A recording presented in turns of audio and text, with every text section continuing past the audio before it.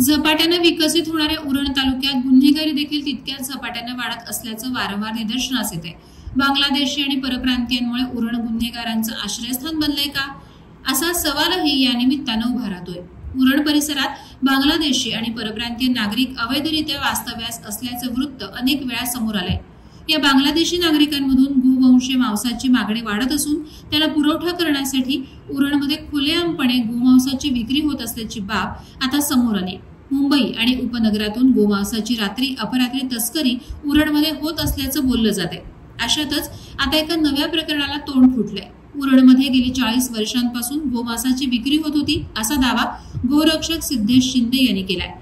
या संपूर्ण प्रकरणाचा पर्दाफाश सिद्धेश शिंदे यांनी केला असून या प्रकरणी उरण पोलीस ठाण्यात गुन्हा दाखल करण्याची प्रक्रिया सुरू झाली।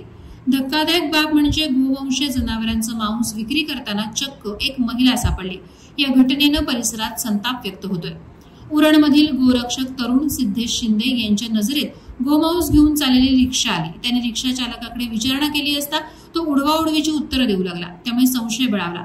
याबाबतची माहिती उरण पोलिसांना देताच ते घटनास्थळी दाखल होऊन चौकशी केली असता गेली 40 वर्षांपासून कोणतीही परवानगी न घेता उरणमध्ये गोमांसाची विक्री केली जात असल्याची धक्कादायक माहिती गोमांस विक्रेत्याने दिली। यावरून उरणमध्ये गेली अनेक वर्षांपासून विनापरवाना गोमांसाची विक्री होत असल्याचं उघड झालंय। गोवंशीय मांस विक्रीचा पर्दाफाश सिद्धेश शिंदे यांनी करून दिला असून त्यामुळे उरणमध्ये चाललेले अवैध धंदे चालकांचे धाबे दणाणले आहेत। वादळवारा लाईव्हसाठी धनश श्यामकडू, उरण।